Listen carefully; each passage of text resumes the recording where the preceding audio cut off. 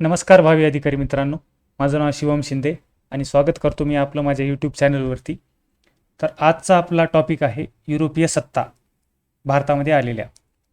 तर राज्यसेवेच्या मेन्समध्ये जो GS1 paper आहे त्याच्यामध्ये इतिहास आणि भूगोल हे दोन विषय आहेत. तर त्या इतिहासामध्ये आपल्याला पहिलाच चॅप्टर आहे की ब्रिटिश सत्तेची भारतामध्ये स्थापना, आणि त्याच्या अंतर्गत मग सब टॉपिकमध्ये ब्रिटिश ईस्ट इंडिया कंपनीचे भारतात आगमन आणि प्रमुख भारतीय सत्तांविरुद्धची युद्धे हे पॉईंट आहेत. तर हे समजून घेण्यासाठी आपल्याला आधी हे समजून घ्यावं लागेल की ईस्ट इंडिया कंपनी भारतामध्ये आली कशी आणि ती इथं एस्टॅब्लिश झाली कशी, आणि ईस्ट इंडिया कंपनीसोबत मग युरोपातले इतर कोणते कोणते देश आले होते, किंवा मग ईस्ट इंडिया कंपनीच्या आधी कोणते कोणते देश आले होते व्यापार करण्यासाठी, त्यांचा व्यापार कसा झाला, ते सक्सेसफुल झाले का फेल झाले, ईस्ट इंडिया कंपनीच कसं काय सक्सेसफुल झाली, तिनं सगळ्या भारतावर कसं राज्य गाजवलं, हे सगळं आपल्याला समजून घेण्यासाठी आधी युरोपातून नेमके कोण कोण भारतामध्ये आले होते आणि त्यांनी नेमका काय काय व्यापार केला हे पाहणं या ठिकाणी महत्त्वाचं आहे. तर बघा मित्रांनो, 4 मुख्य देश आहेत जे भारतामध्ये आले युरोपातून, ज्यांनी व्यापार केला आणि ते भारतामध्ये बऱ्यापैकी सेटल झाले. आणि अजून एक कंपनी आहे डॅनिश ईस्ट इंडिया कंपनी, ती सुद्धा भारतामध्ये काही काळासाठी आली होती व्यापारासाठी, परंतु ती काही तितकी सक्सेस होऊ शकली नाही. तिचा आपल्याला अभ्यासक्रमाला जास्त काही नाही, तिच्यावर आयोग कधी प्रश्नही विचारत नाही, परंतु एक इंट्रोडक्शन, तोंड ओळख म्हणून मी त्या कंपनीची तुम्हाला एक थोडीशी माहिती देणार आहे. पण मेन आपल्याला पोर्तुगीज, डच, ब्रिटिश, फ्रेंच ह्या 4 देशांच्या कंपन्यांची आपल्याला या ठिकाणी माहिती करायची आहे. मग पहिली कंपनी कोण होती युरोपातली भारतामध्ये येण्यामध्ये? पोर्तुगीज होती. ती कशी आली, तिची स्टोरी काय आहे हे सुद्धा आपण व्हिडिओमध्ये पुढे पाहणार आहोत. तर चला मग सुरू करूया. तर भारतामध्ये ज्या युरोपातल्या कंपन्या आल्या त्यांचा क्रम आपल्याला या ठिकाणी लक्षात ठेवावा लागणार आहे, कारण की परीक्षेमध्ये सरळ सरळ क्रम विचारला होता याच्या आधी, आणि क्रमासोबत त्यांचं इसवी सन केव्हा ते भारतामध्ये आले होते हे सुद्धा परीक्षेमध्ये आजपर्यंत अनेक वेळा विचारण्यात आलेलं आहे. तर सगळ्यात पहिली युरोपीय कंपनी जी होती, युरोपीय देश, तो होता पोर्तुगीज भारतामध्ये येणारा. पोर्तुगीज खलासी वास्को द गामा हा 1498 मध्ये भारतामध्ये आला होता कालिकत बंदरावरती. तो भारतामध्ये आला व्यापार करण्याच्या दृष्टीनं, आणि त्यानं कालिकतमध्ये उतरून तिथल्या राजाची व्यापाराची परवानगी मागितली, आणि मग तिथल्या राजाने व्यापाराची परवानगी दिली. वास्को द गामानं कालिकतला, तिथून पुढं गोव्याला स्वतःचा जहाज आणून व्यापार केलं, आणि तिथून सामान घेऊन तो आपल्या मायदेशी परत गेला. परंतु पोर्तुगीजांचं एक वेगळेपण काय आहे मित्रांनो, की 1498ला वास्को द गामा हा स्वतः भारतात आला होता. पोर्तुगीज देशातली कोणती कंपनी भारतामध्ये व्यापार करण्यासाठी आली नव्हती, हा इंडिव्हिज्युअल स्वतः आला होता व्यापार करण्यासाठी. जसं की ब्रिटिशांची ईस्ट इंडिया कंपनी आली होती भारतामध्ये 1608 मध्ये व्यापार करण्यासाठी, म्हणजे ईस्ट इंडिया कंपनीच डायरेक्ट व्यापार करायला आली होती. तसं पोर्तुगीजांचं नव्हतं, हा एकटा खलासी भारतामध्ये आला होता व्यापारासाठी. तर त्याच्यानंतर 1605 मध्ये डच ईस्ट इंडिया कंपनी भारतामध्ये आली. त्याच्या मसुलीपट्टणम इथं हे पहिल्यांदा उतरले, इथून त्यांनी आपली पहिली वखार स्थापन केली. त्याच्यानंतर 1608 मध्ये ब्रिटिश आले, ब्रिटिशांनी सुरतमध्ये आपली पहिली वखार स्थापन केली. आले आले ते आधी सुरतमध्ये उतरले होते. त्याच्यानंतर 1616 मध्ये डॅनिश लोक भारतामध्ये व्यापार करण्यासाठी आले होते, त्यांची ईस्ट इंडिया कंपनी. पण मित्रांनो कसं आहे, ही कंपनी भारतामध्ये तितकी सक्सेसफुल होऊ शकली नाही, कारण की ही जेव्हा भारतात आली तेव्हा भारतामध्ये ब्रिटिश, डच आणि पोर्तुगीज बऱ्यापैकी सेटल होते. ह्यांनी आपापली स्ट्रॉंग होल्डिंग्स तयार करून ठेवलेल्या होत्या, ह्यांचा व्यापार चांगला होता, यांचे इथल्या लोकल राजे सरदार यांच्यासोबत संबंध चांगले होते. त्याच्यामुळे तर डॅनिश कंपनीला आधीच कॉम्पिटिशन थोडंसं टफ होतं. त्याच्यानंतर डॅनिश कंपनीला भारतामध्ये मॅनेजमेंटसुद्धा जमलं नाही, व्यापार कसा करावा, रिलेशन कसे मेंटेन ठेवावे हे सुद्धा काही गोष्टीमध्ये त्यांना अपयश आलं. आणि नंतर काय झालं की डॅनिश आणि ब्रिटिश लोकांची सरळ सरळ युद्ध होऊ लागली व्यापारासाठी, आणि ह्यामध्येच नंतर मग पुढे चालून ब्रिटिश लोकांनी डॅनिश लोकांना हरवलं आणि त्यांच्या सगळ्या वसाहती जिंकून घेतल्या, आणि डॅनिश लोकांना भारत सोडावा लागला. मग हे सगळं झाल्यानंतर सुमारे जवळपास 50 वर्षानंतर फ्रेंच लोक भारतामध्ये आली 1668 साली. आता बघा, फ्रेंच ईस्ट इंडिया कंपनीचे एक वैशिष्ट्य सांगतो तुम्हाला. ही कंपनी एकदम हायली पॉलिटिकली इन्फ्लुएन्स्ड होती. हिच्यामध्ये इतका राजकीय हस्तक्षेप होता की सांगता सोय नाही. ह्या कंपनीला स्वतःचं असं स्ट्रॉंग मॅनेजमेंट नव्हतं. फ्रान्सचा राजा, फ्रान्सचा दरबार किंवा तिथले जे राजेशाही सरदार आहेत ते म्हणतील तेच ह्या कंपनीमध्ये व्हायचं. त्याच्यामुळं ह्या कंपनीला असं जास्त काही सक्सेस मिळालं, परंतु ती एकदम अशी शिखरावर जाऊ शकली नाही. नंतर फ्रान्समध्ये जेव्हा राज्यक्रांती झाली आणि तिथली राजेशाही उलथून पडली, त्याचं सगळ्यात जास्त नुकसान या फ्रेंच ईस्ट इंडिया कंपनीला झाला आणि त्याच्यानंतर काही काळातच ती कंपनी बंद पडली. तर अशा पद्धतीनं हे 5 देश आहेत, पैकी 4 देश आपल्याला महत्त्वपूर्ण आहेत. तर ह्यामध्ये बघा, आयोग आपल्याला कसा प्रश्न विचारू शकतो. एक तर डायरेक्ट क्रम विचारेल की भारतामध्ये पहिली कंपनी कोणती आली होती, शेवटची कोणती आली होती, फर्स्ट टू लास्ट, किंवा जोड्या लावामध्ये एका साईडला कंपन्या आणि दुसऱ्या साईडला त्यांचं भारतामध्ये येण्याचं इसवी सन, असं सुद्धा विचारू शकेल. किंवा एखाद्या वेळेस काय होऊ शकेल की आयोगाला आपल्या गुगली टाकायची सवय आहे. एखाद्या वेळेस काय म्हणेल, खाली दिलेल्या वाक्यांपैकी योग्य उत्तर कोणतं ते सांगा. त्याच्यामध्ये मग पुन्हा असं करू शकतो तो की 1605 मध्ये पोर्तुगीज हे मसुलीपट्टणम या बंदरावर उतरले आणि त्यांनी भारतासोबत व्यापार सुरू केला. तर हे वाक्य चूक की बरोबर? तर चूक मित्रांनो, कारण 1605ला डच लोक आले होते, पोर्तुगीज नाही. आणि मसुलीपट्टणमला डच लोकांनी आपली वखार स्थापन केली होती. पोर्तुगीज लोक 1498 मध्ये कालिकत येथे आले होते. त्यामुळं असेही प्रश्न येऊ शकतात. हे सिक्वेन्स तेवढा लक्षात ठेवा, आणि जर सिक्वेन्स लक्षात राहत नसेल तर एक साधी ट्रिक आहे. शॉर्ट फॉर्म पोर्तुगीज, डच, ब्रिटिश, फ्रेंच, PDBF, हे एवढं लक्षात राहू द्या क्रम. आणि हे 1498, 1605, 1608, 1616, 1668 हे तुम्हाला एक लक्षात ठेवणं गरजेचं आहे. पैकी ब्रिटिश ईस्ट इंडिया कंपनीचं थोडंसं जास्त माहिती आपल्याला या ठिकाणी पुढं पाहणारच आहोत आपण. तर हे बघा, हे या कंपनीचे लोगो आहेत. हे काय परीक्षेमध्ये येणार नाहीत, मी फक्त एक जनरल नॉलेज म्हणून या ठिकाणी तुम्हाला दिलेला आहे. तुम्हाला फक्त कंपन्यांचा क्रम, जोड्या लावा, म्हणजे ह्यांचा क्रम आणि इसवी सन एवढं जरी तुम्ही लक्षात ठेवलं तरी भरपूर आहे. आणि हे खास तुमच्यासाठी मी ही स्लाईड तयार केलेली आहे, याचे स्क्रीनशॉट काढून ठेवा. की कसं आहे मित्रांनो, ह्या कंपन्या भारतामध्ये कधी आल्या ते आपल्याला माहिती. पोर्तुगीजांचा वास्को द गामा 1498ला आला होता, डच कंपनी 1605, ब्रिटिश 1608. परंतु ह्या कंपन्या स्थापन कधी झाल्या होत्या हे सुद्धा माहिती राहणं आवश्यक आहे, कारण आयोग त्यांच्या स्थापनेवर सुद्धा प्रश्न विचारू शकतो आणि एकदा दोनदा विचारलेले आहे बहुतेक. त्याच्यामुळे ह्यांच्या स्थापनासुद्धा लक्षात ठेवणं महत्त्वाचं आहे, आणि हे भारतात कधी आले ते सुद्धा लक्षात ठेवणं महत्त्वाचं आहे. आता ह्याच्यामध्ये पोर्तुगीजांची जी कंपनी होती ती कंपनी आपल्या आशिया खंडामध्ये आधीच व्यापार करायची. त्याच्यामुळे त्याने असं विशेष भारतासाठी कंपनी तयार केली नाही कधी. त्याच्यानंतर जेव्हा वास्को द गामा भारतामध्ये आला आणि पोर्तुगीज आणि भारतीय लोकांचा व्यापार एकदम म्हणजे जोरामध्ये सुरू झाला, तेव्हा त्यांनी जी त्यांची ऑलरेडी एक्झिस्टिंग कंपनी होती तिचंच नाव बदलून भारतासाठी ती कंपनी तयार केली आणि त्याच्या अंडर त्यांनी आपले गव्हर्नर भारतामध्ये पाठवायला सुरू केले. हा इतिहास आपण पुढे पाहणारच आहोत. त्याच्यानंतर ही सगळ्यात महत्त्वाची ब्रिटिश ईस्ट इंडिया कंपनी 1608ला ही सुरतमध्ये आली, भारतात, सुरत बंदरावरती. परंतु ही तयार कधी झाली तर 31 डिसेंबर 1600ला ही कंपनी इंग्लंडमध्ये तयार झाली आणि राणी एलिझाबेथने हिला व्यापाराची मक्तेदारी दिली. एलिझाबेथ फर्स्ट हिला व्यापाराची मक्तेदारी दिली. कुठं तर हिंद महासागर, भारतीय उपखंड आणि भारताच्या पूर्वेकडील देश हे जो काही पट्टा येतो त्या देशामध्ये या ब्रिटिश ईस्ट इंडिया कंपनीला मक्तेदारी मिळाली. तर मक्तेदारी म्हणजे काय तर मोनोपोली, म्हणजे 15 वर्षाची मक्तेदारी दिली होती. तर या 15 वर्षामध्ये ब्रिटिश प्रदेशामधली इतर कोणतीही व्यापारी कंपनी ह्या हिंद महासागर, आशिया आणि भारताच्या पूर्वेकडील प्रदेशामध्ये व्यापार करू शकणार नाही.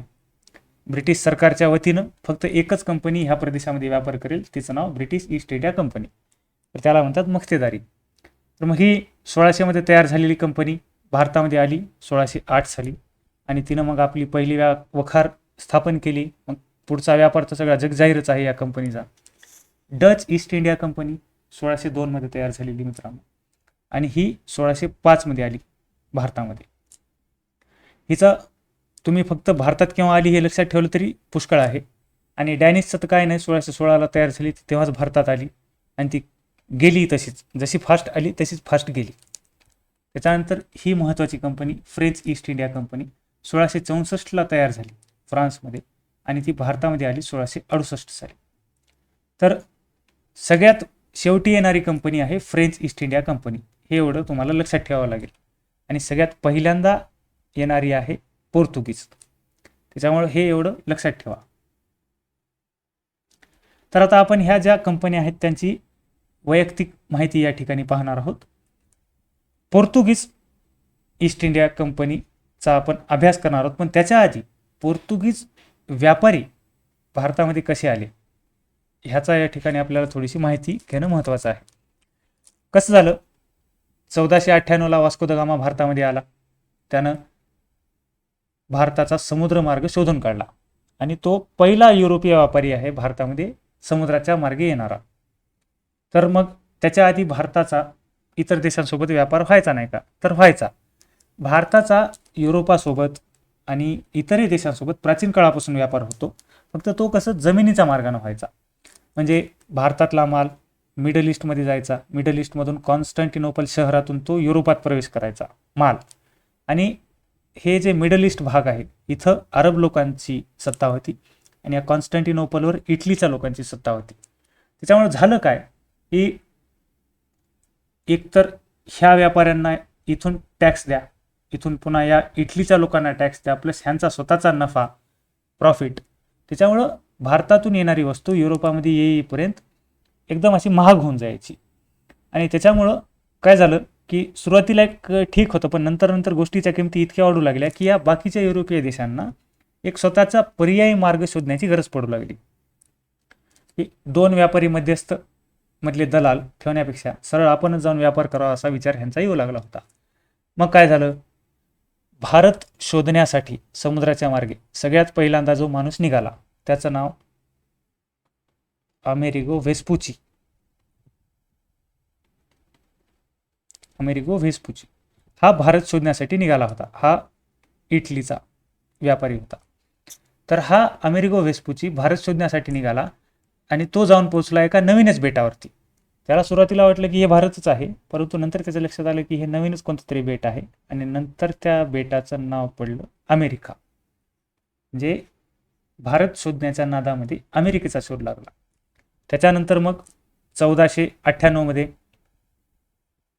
वास्को द गामा हा भारत शोधाच्या मोहिमेवर निघाला. हा वास्को द गामा पोर्तुगालच्या लिस्बन शहरामधून मोहिमेवरती निघाला होता. स्टाफ सिलेक्शनच्या एका पेपरमध्ये हा प्रश्न आलेला होता मित्रांनो की वास्को द गामा जेव्हा भारत शोधण्यासाठी निघाला होता तेव्हा कोण्या शहरातून निघाला होता? तर लिस्बन शहरातून निघाला होता, हे लक्षात राहू द्या. मग वास्को द गामा पुढं कसा आला भारतामध्ये, त्याच्यानंतर भारतासोबत त्याचा व्यापार कसा झाला ह्याचा रंजक किस्सा आहे, तो मी तुम्हाला पुढे सांगेलच. सध्या आपण पोर्तुगीजांचा व्यापार कसा सुरू झाला भारतासोबत त्याचे एक थोडक्यात आढावा घेऊया. तर जी पोर्तुगीज कंपनी होती तिचं नाव होतं कॉम्पानिया दा इंडिया ओरिएंटल. हे पोर्तुगीज नाव आहे. आपण जनरली पोर्तुगीज ईस्ट इंडिया कंपनी म्हणतो, परंतु प्रत्येक कंपनीचे नाव वेगळे आहेत. फक्त आपल्याला एक समजावून ढोबळ मानानं आपण Portuguese East India Company, Danish East India Company, British East India Company असं म्हणतो. त्याच्यामुळं हे या कंपनीचं नाव. त्याच्यानंतर हे बघा, वास्को द गामा 1498 आल्यानंतर कालिकत बंदरावरती उतरला. त्याच्यानंतर 1510 पोर्तुगीजांनी गोवा जिंकला, म्हणजे लढाई करून जिंकला. कालिकत, गोवा आणि इतरही अनेक छोट्या मोठ्या त्यांनी वसाहती आपल्या स्वतःच्या स्थापन केल्या होत्या, वखारी, जिथून ते व्यापार करत, जिथं त्यांचा नियंत्रण होतं. तर हे जे भारतामधले त्यांचे नियंत्रण असणारे प्रदेश आहेत त्यांना एस्टाडो डा इंडिया असं म्हणायचे पोर्तुगालमधले लोक. म्हणजे भारतातील पोर्तुगीज प्रदेशाचं नाव हे होतं आणि याचा सरळ सरळ अर्थ होतो estate of India, estate in India हा त्याचा अर्थ होतो, इस्टाडोरा इंडियाचा. तर त्याच्यानंतर मग पोर्तुगीजांच्या वखारी परीक्षेच्या दृष्टिकोनानं अत्यंत महत्त्वपूर्ण आहेत. तर वखारी म्हणजे काय? आता जे MPSC मध्ये जुने आहेत त्यांना या शब्दाचा अर्थ माहिती असेल, पण जे MPSC मध्ये नवीन आहेत त्यांच्यासाठी मी सांगतो तुम्हाला. वखार म्हणजे ही अशी जागा जिथं कंपनी कच्चा माल गोळा करते, त्याच्यानंतर त्याच्यावर प्रक्रिया करून प्रोडक्ट तयार करते आणि ते प्रोडक्ट नंतर विकण्यासाठी पाठवते किंवा मग तिथंच ठेवते विकण्यासाठी. म्हणजे एक कंप्लीट फॅक्टरी एक वखार म्हणजे, प्लस जिथं कर्मचारी राहतात, म्हणजे जिथं कर्मचारी राहतात सुद्धा आणि कामसुद्धा करतात आणि जिथं सगळं कच्च्या मालापासून फायनल प्रोडक्टपर्यंत सगळं तयार होतो, ते एक सगळं कॉम्बो पॅकेज म्हणजे एक वखार. तर अशा वखारी प्रत्येक युरोपियन कंपन्यांच्या भारतामध्ये होत्या. तर पोर्तुगीजांची पहिली वखार ही कालिकतमध्ये पडली. वास्को द गामानं जेव्हा कालिकतमध्ये उतरला आणि व्यापाराची परवानगी मागितली तेव्हा तिथल्या राजाने त्याला परवानगी दिली. पण ही कंपनीची वखार होती का किंवा पोर्तुगीज देशाची वखार होती का? तर नाही, ही वास्को द गामाची होती. त्याच्यामुळे हिला फर्स्ट अनऑफिशियल वखार म्हणतात पोर्तुगीजांची. आणि मग नंतर जेव्हा भारताचा आणि पोर्तुगीजांचा व्यापार वाढला, मग पोर्तुगीज ईस्ट इंडिया कंपनी भारतामध्ये आली इथला व्यापार सांभाळण्यासाठी, तेव्हा त्या कंपनीने जी पहिली वखार स्थापन केली कोचीनला, तिला पहिली ऑफिशियल वखार म्हणतात. त्याच्यामुळं कोण्या पुस्तकामध्ये तुम्हाला पोर्तुगीजांची पहिली वखार कालिकत दिसेल आणि कोण्या पुस्तकात कोचीन दिसेल. त्याच्यामुळं गडबडून जाऊ नका. ही पहिली अनऑफिशियल आहे आणि कोचीन ही पहिली ऑफिशियल आहे कंपनीची. त्याच्यानंतर मग कंपनीनं कन्नूर जिंकलं, 1510 मध्ये गोवा जिंकला, मुंबई जिंकली. हे चौलसाष्टी हे मुंबईचे भाग आणि सुरत, भावनगर, दीव दमण हे गुजरातचे भाग आणि हे चितगाव, हुगळी, चंदरनगर हे बंगालचे भाग. इतक्या प्रदेशामध्ये त्यांनी आपल्या स्वतःच्या वखारी स्थापन केल्या होत्या. तर बघा मित्रांनो, जेव्हा 1510 मध्ये पोर्तुगीजांनी गोवा जिंकला तेव्हापासून पोर्तुगीज भारत सोडून जाईपर्यंत गोवा हेच त्यांचं हेडक्वार्टर होतं. इथूनच त्यांचा भारतामधला सगळा कारभार चालायचा. त्याच्यानंतर मुंबई हे एक अत्यंत महत्त्वाचं बंदर होतं जिथून पोर्तुगीजांचा व्यापार चालायचा. परंतु नंतर जेव्हा पोर्तुगीज राजाच्या बहिणीचं आणि ब्रिटिश राजा चार्ल्स II याचं लग्न झालं, तेव्हा पोर्तुगीजांनी मुंबई हे बेट त्या ब्रिटिश राजाला हुंड्यामध्ये दिलं. आंदन दिलं म्हणतात त्याला, पण एक हुंडाच दिला समजा. त्याच्यानंतर या ठिकाणी आपल्याला पोर्तुगीजांचे जे महत्त्वाचे अधिकारी होते त्यांचा या ठिकाणी आपल्याला थोडीशी माहिती पाहावी लागेल. तर कोण होतं पोर्तुगीजांचं प्रमुख?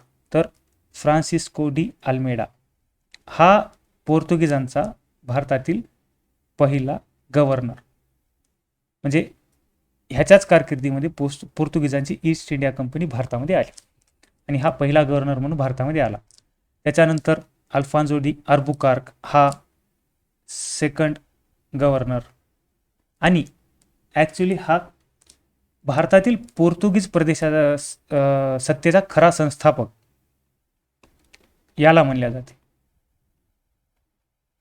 म्हणजे ह्याच्या आधी वास्को द गामा आला, त्याच्यानंतर अजूनही 2-3 व्यापारी आले, त्याच्यानंतर अल्मेडा आला आणि हा अल्बुकार्क जवळपास 4था का 5वा होता महत्त्वाचा माणूस. तरी हा खरा संस्थापक मानला जातो भारतातील पोर्तुगीज साम्राज्याचा. आणि हे तर तुम्हाला माहितीच आहे, भारतात प्रथम येणारी व्यक्ती वास्को द गामा.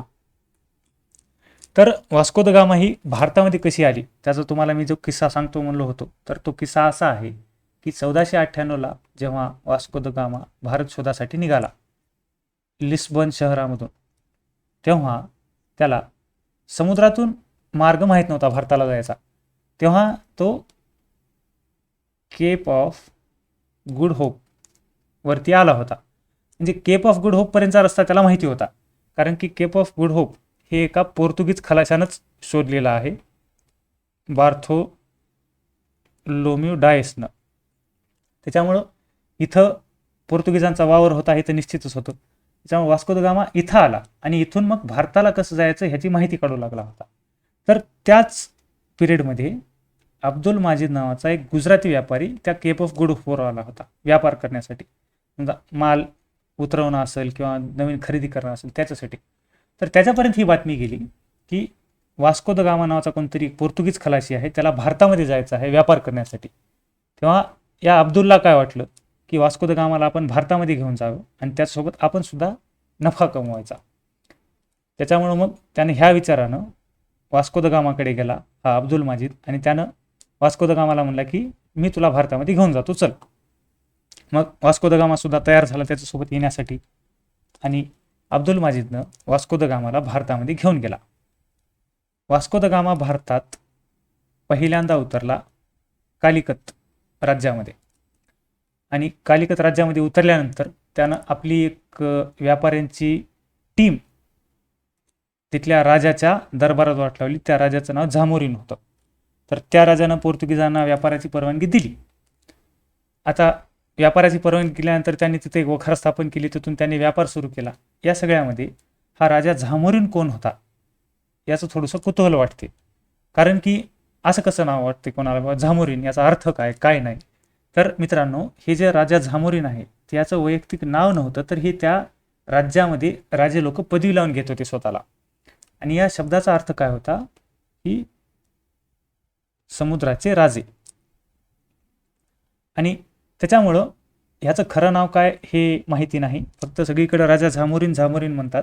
तर ते त्याचं नाव नसून त्याची पदवी आहे हे लक्षात ठेवा, आणि त्याचा अर्थ आहे समुद्राचे राजे. हे परीक्षेला येईल न येईल याची गॅरंटी नाही, फक्त एक जनरल नॉलेज म्हणून माहिती असू द्या. त्याच्यानंतर झामोरीननं जेव्हा वास्को द गामाला कालिकतमध्ये व्यापाराची परवानगी दिली, त्याच्यानंतर त्यानं इथं बरंच सामान खरेदी केलं, इथं बरंच सामान विकलं, आणि तो तिथून गेला गोव्याला. गोव्याला जाऊन तिथं त्यानं बरंच सामान खरेदी केलं, तिथे त्यानं स्वतःसोबत आणलेलं सामान विकलं, आणि ते भरलेलं जहाज घेऊन तो गेला पोर्तुगालला. तर बहुतेक स्टाफ सिलेक्शन किंवा कोणत्यातरी एका परीक्षेमध्ये हा प्रश्न आलेला आहे की वास्को द गामा कोण्या शहरामधून पोर्तुगालसाठी वापस फिरला. तर गोव्यामधून तो पोर्तुगालसाठी सरळ वापस निघाला होता. म्हणजे वास्को द गामा निघाला लिस्बन शहरामधून, लिस्बन शहरामधून तो आला केप ऑफ गुड होपमध्ये, केप ऑफ गुड होपमधून तो आला कालिकतमध्ये, कालिकतमधून गेला गोव्यात, आणि गोव्यावरून डायरेक्ट मग पोर्तुगालला गेला. तर हे थोडासा क्रम लक्षात राहू द्या. नंतर मग कसं झालं, जेव्हा तो पोर्तुगालला गेला तेव्हा तिथं त्यानं सोबत भारतातून नेलेला माल 60 पट जास्त नफ्यानं विकला असं म्हणतात, आणि ह्याचे ऑफिशियल डॉक्युमेंटसुद्धा आहेत. म्हणजे 1 रुपयाची वस्तू त्यानं 60 रुपयाला विकली, आणि इतका प्रचंड नफा झाल्यावर त्याचे डोळे फिरले.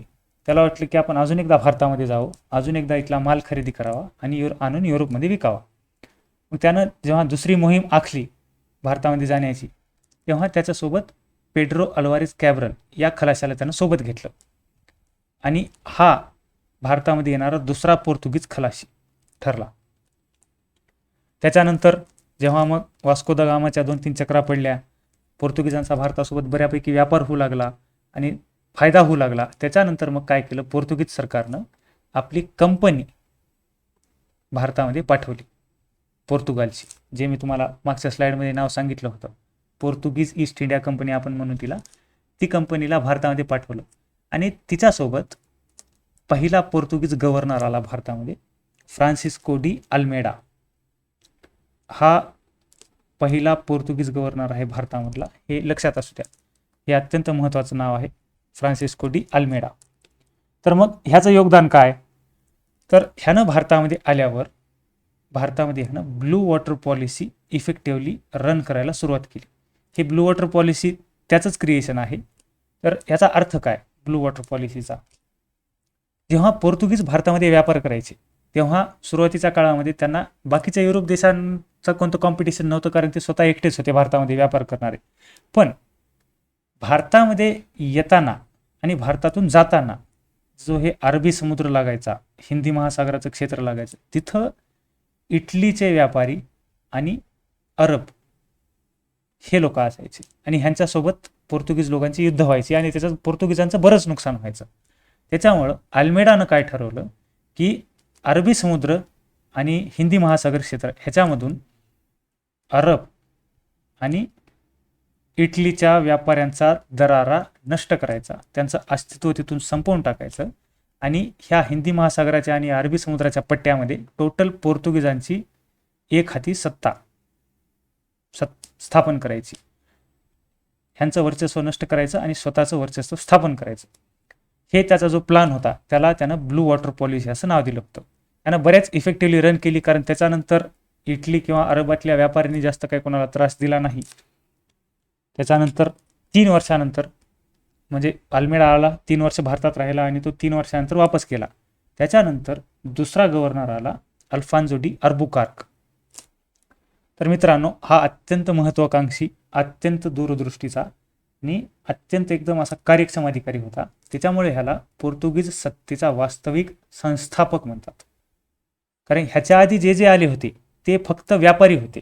वास्को द गामा किंवा हा कॅब्रल झाला किंवा अल्मेडा जरी गव्हर्नर म्हणून आला होता तरी तो एक फक्त व्यापारी दृष्टिकोन ठेवून आलेला माणूस होता. त्यानं जे काही केलं ते स्वतःच्या व्यापारासाठी केलं. इथं भारतामध्ये सत्ता स्थापन करणं किंवा इथल्या राजकारणामध्ये त्यानं फार ढवळाढवळ केली नाही. तर अल्बुकार्क हा असा माणूस होता ज्याने इथल्या राजकारणात ढवळाढवळ केली, ज्यानं 1510 मध्ये गोवा लढाई करून जिंकलं, अक्षरशः लढाई करून जिंकलं आणि लोकल राजांसोबत त्याचे बरेच वादविवाद व्हायचे, युद्ध व्हायची. त्याच्यामुळे त्याला पोर्तुगीज सत्तेचा वास्तविक संस्थापक असं म्हणतात. हा पोर्तुगीज गव्हर्नर सगळ्यात वादग्रस्त गव्हर्नर म्हणून सुद्धा याला म्हणतात, अल्बुकार्कला. का? तर ह्याचं कारण काय आहे मित्रांनो, की ह्याचं म्हणणं सरळ सरळ होतं की पोर्तुगीज लोकांना जर भारतामध्ये आपलं वर्चस्व प्रस्थापित करायचे आणि आपल्याला जर भारतात व्यापार वाढवायचा आहे तर इथं पोर्तुगीज लोकसंख्या वाढली पाहिजे. आणि पोर्तुगीज लोकसंख्या वाढणार कशी? पोर्तुगीज माणसांनी इथल्या स्त्रियांसोबत लग्न करायचं आणि मुलं जन्माला घालायची. ती जी मुलं जन्मतील ती पोर्तुगीज मुलं. आणि अशा पद्धतीने त्यानं भारतामध्ये पोर्तुगीज लोकसंख्या वाढवण्याचा एक प्लॅन आखला होता. त्यांना म्हणजे अक्षरशः आदेश दिले होते आपल्या कंपनीमध्ये काम करणाऱ्या कर्मचाऱ्यांना की गोवा, कालिकत इथं काम करणारे जे कर्मचारी होते त्यांना त्याचा आदेश होता की इथल्या नेटिव्ह स्त्रियांसोबत लग्न करा आणि मुलं जन्माला घाला. त्याच्यामुळं हा सगळ्यात वादग्रस्त गव्हर्नर आपण म्हणू याला. त्याच्यानंतर मित्रांनो, आपण आता आपल्याला पाहायचं आहे की पोर्तुगीजांचा ऱ्हास कसा झाला.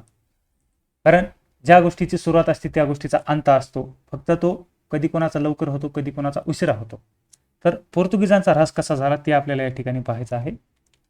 कसं झालं, 1631 मध्ये हा जो कासिम नावाचा एक मुघल सरदार होता त्याने पोर्तुगीजांना हुगळीमधून हुसकावून लावलं. हुगळी हा बंगालमधला एक शहर आहे. याने त्यांना हकलून लावलं आणि हुगळी हातचं गेल्यामुळं पोर्तुगीजांना जबर आर्थिक फटका बसला. कारण त्या काळामध्ये बंगाल हे एक आर्थिकदृष्ट्या संपन्न असं प्रदेश होता आणि तिथं आपली एक वसाहत हातची जाणे म्हणजे ह्या बऱ्यापैकी त्यांना आर्थिक फटका बसला त्याचा.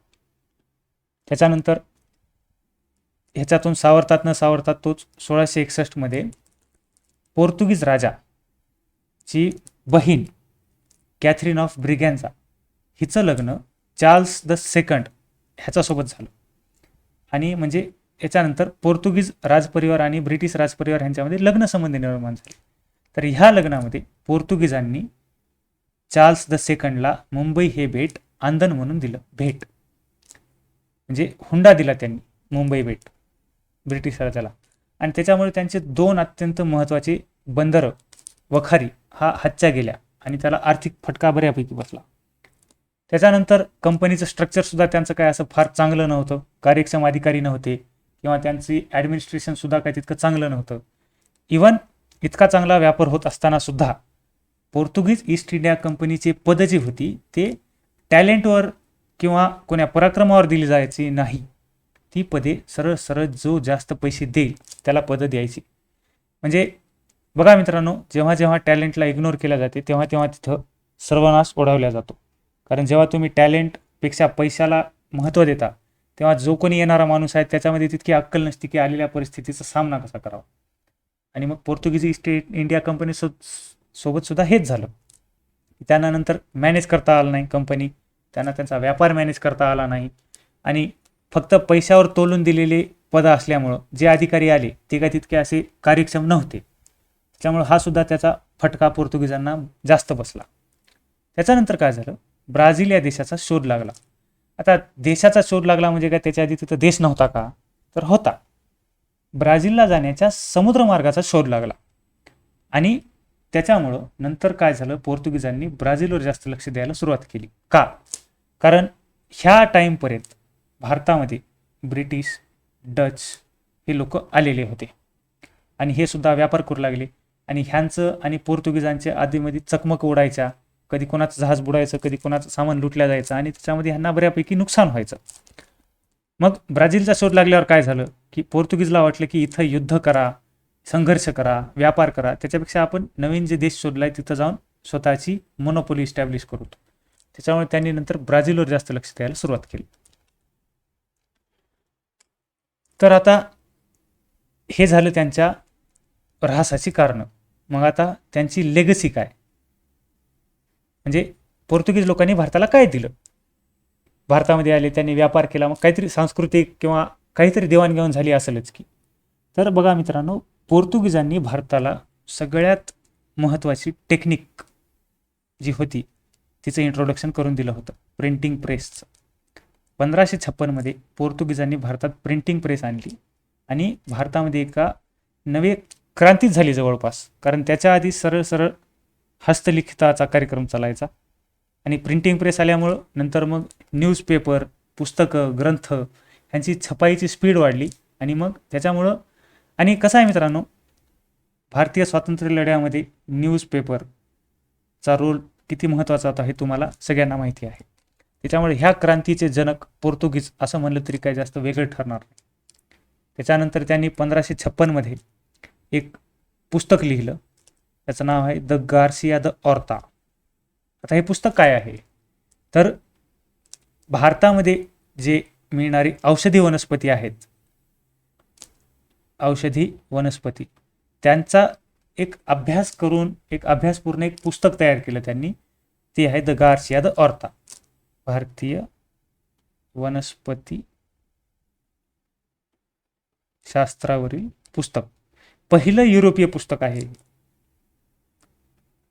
पहिले युरोपीय पुस्तक. ह्यामध्ये त्यांनी भारतामध्ये मिळणाऱ्या सगळ्या औषधी वनस्पतींची माहिती, त्यांचे गुण आणि ते कशावर वापरतात हे सगळे एका जागी करून हे पुस्तक लिहिलं होतं. त्याच्यानंतर सगळ्यात महत्त्वाची देणगी जर कोणती असेल पोर्तुगीजांची तर ती ही आहे भारतासाठी. आज अर्धा भारत जगायला ह्याच्यावरती. तंबाखूची जी लागवड आहे ती पोर्तुगीजांनी भारताला शिकवली. याच्या आधी भारतात तंबाखूची लागवड होत नव्हती. व्यापारामध्ये तंबाखू येते असेल कदाचित, परंतु त्याची लागवड व्हायची नाही इथं. आणि म्हणजे तुम्हाला ऐकून आश्चर्य वाटेल, सुरुवातीच्या काळामध्ये तंबाखू हे मेडिसिनल प्लांट होता. पण कसं आहे, कोणत्याही चांगल्या गोष्टीचा आपण वाईट हेतूसाठी उपयोग करून घेतो. त्याच्यामुळं तंबाखूचे नंतर चांगले उपयोग कमी आणि वाईट उपयोग जास्त सुरू झाले. तर हे सुद्धा पोर्तुगीजांची देणगी आहे भारताला. तर बघा, शेवटी पोर्तुगीजांचा प्रदेश हे बघा, हे आहे पोर्तुगीज देश. तर त्यांच्या वसाहती कुठं कुठं आहेत हे बघा, दक्षिण अमेरिकेमध्ये, आफ्रिकेमध्ये, हे बघा केप ऑफ गुड होपला इथं, तिथून इथं मोंबासा बेट नावाचं एक बेट आहे मादागास्करमध्ये तिथं. ते हे बघा, जगाच्या कोण्या कोण्या कोपऱ्यामध्ये त्यांच्या वसाहती आहेत. बघा किती महत्त्वाकांक्षी होते युरोपचे सगळेच लोक, फक्त पोर्तुगीज नाही. म्हणजे आपल्या लोकांना समुद्र पार करताना धर्मभ्रष्ट व्हायची भीती वाटायची. ह्यांनी अक्षरशः महासागर खंडच्या खंड पार करून भारतावर येऊन यांनी राज्य गाजवलं अक्षरशः.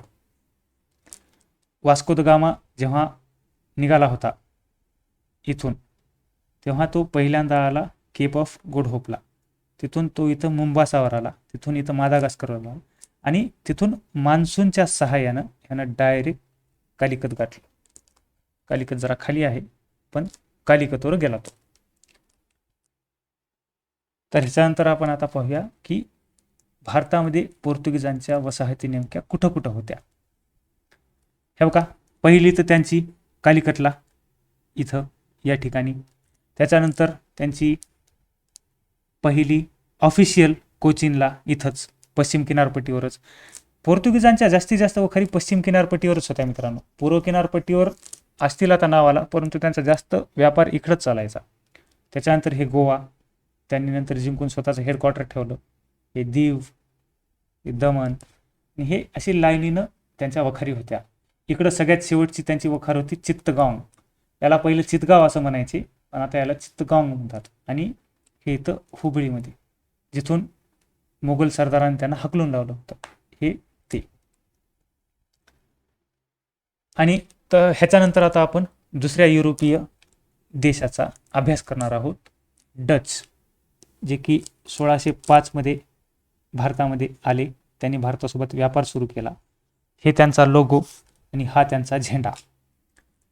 तर ह्यांचं मित्रांनो असं जास्त काही येण्याची शक्यता नाही. फक्त ह्यांच्या वखारी कुठं होत्या, वखारींचा क्रम किंवा ह्यापैकी कोणत्या डचांच्या वखारी होत्या, मुख्य भर वखारीवरच असणार आहे. आणि ह्या कंपनीचं नाव युनायटेड ईस्ट इंडिया कंपनी, हे तेवढं लक्षात असू द्या. तर वखारींमध्ये ह्यांची पहिली वखार होती मसुलीपट्टणम इथं. डच लोक आले भारतामध्ये, ते उतरले डायरेक्ट ह्याला काही जण मछलीपट्टणम सुद्धा म्हणतात आणि मसुलीपट्टणम सुद्धा म्हणतात. त्याच्यामुळं हे लक्षात असू द्या, ह्यांची पहिली वखार मसुलीपट्टणम. प्रत्येक युरोपीय देश आणि त्यांची पहिली वखार हे माहिती असणं महत्त्वाचं आहे, अत्यंत जास्त. त्याच्यानंतर पुलिकत, हे आहे बघा, कालिकत आणि पुलिकत हे दोन वेगळे आहेत. कालिकत हे पश्चिम किनाऱ्यावर होतं आणि पुलिकत हे पूर्व किनाऱ्यावर होतं. त्यामुळे हे पुलिकत हे वेगळं आहे.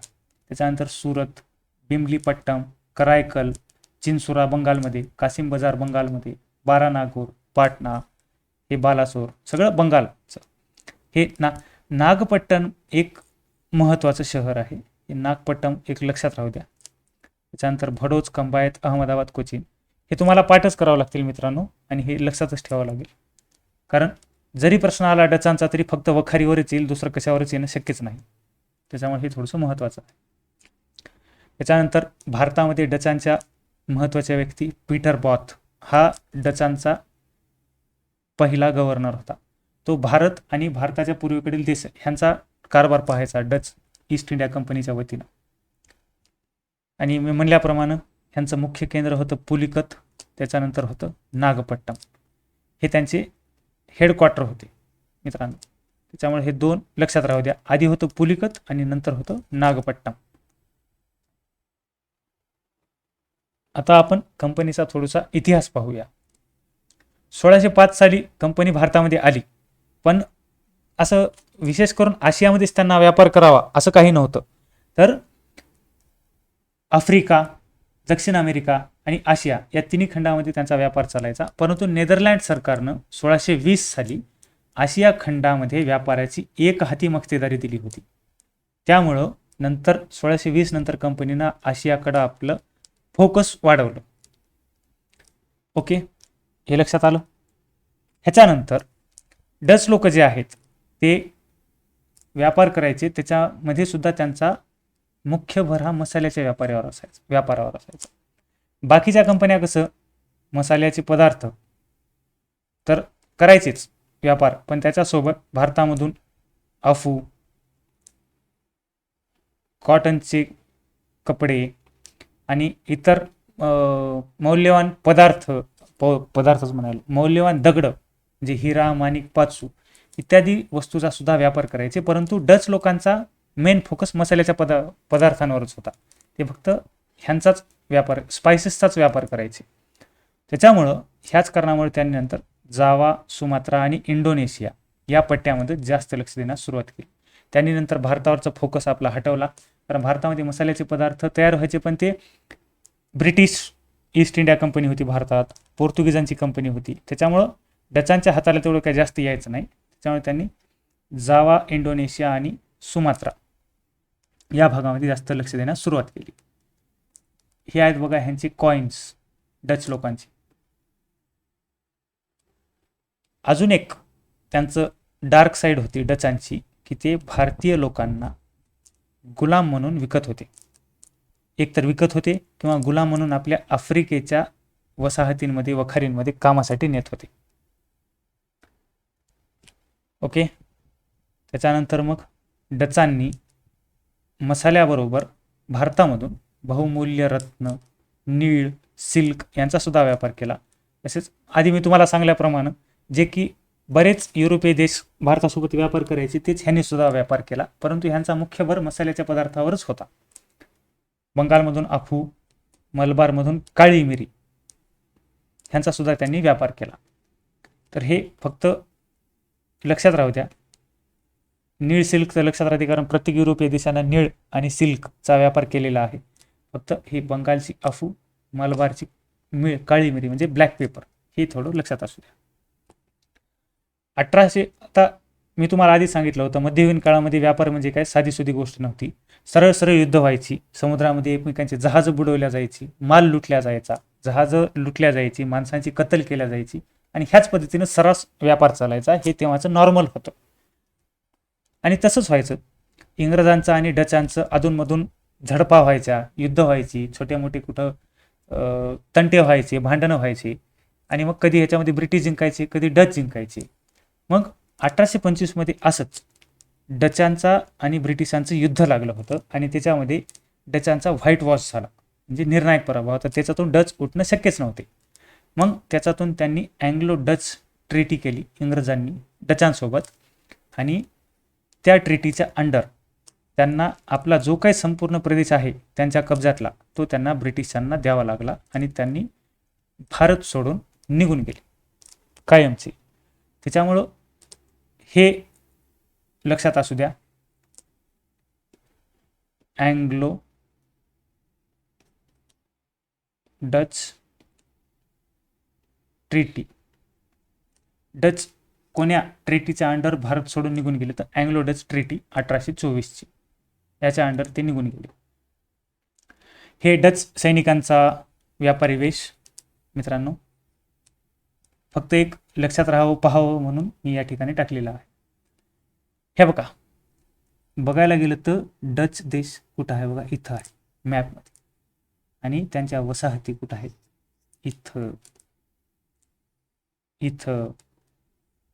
आणि भारतामध्ये तर होत्याच, परंतु त्यांना मसाल्यावरचा मेन फोकस असल्यामुळं त्यांनी नंतर हे इथं जावा सुमात्राचा हे पट्टा इथं जास्त आपलं त्यांनी लक्ष केंद्रित केलं आणि इथंच जास्त व्यापार केला. भारतामध्ये वेंगुर्ला, मलबार, पुलिकत आणि नागपट्टा हे त्यांचे हेडक्वार्टर होते. हे तेवढं लक्षात असू द्या. बाकी मग हे मलाक्का, मलुकस हे तर इकडचं झालं जावा सुमात्राचं. तर अशा पद्धतीनं डच लोकांनी भारतामध्ये व्यापार केला आणि 1824 मध्ये डचांना भारत सोडून निघून जावं लागलं. तर हे होतं मित्रांनो आज पहिला पार्ट. आणि आता आपण दुसऱ्या पार्टमध्ये पाहणार आहोत की ब्रिटिश कसे भारतामध्ये आले, त्यांनी कसा व्यापार सुरू केला.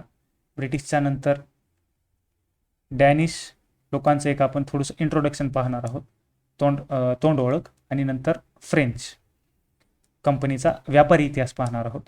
तर ह्यामध्ये आपण मुख्यत्वे ब्रिटिश कंपनी केव्हा तयार झाली, ती भारतात केव्हा आली, तिनं व्यापार कसा सुरू केला आणि कशा पद्धतीने त्यांनी व्यापारी सनदा मिळवल्या जहागीर बादशाहकडून, त्याचा सुद्धा एक अतिशय रंजक किस्सा आहे मित्रांनो. म्हणजे अक्षरशः भारताच्या बादशहाला घुमवलं ब्रिटिशांनी व्यापारी सनद मिळवण्यासाठी. आणि एक पॉईंट तर असा आला होता की जहागीर बादशाहनं स्वतः लेटर लिहिलं होतं इंग्लंडच्या राजाला की तुम्हाला जर व्यापारामध्ये कुठं काय अडचण असेल, तुमचे जर कोणी शत्रू असतील तर ते मी बघून घेतो. म्हणजे इतकं मस्का लावला होता.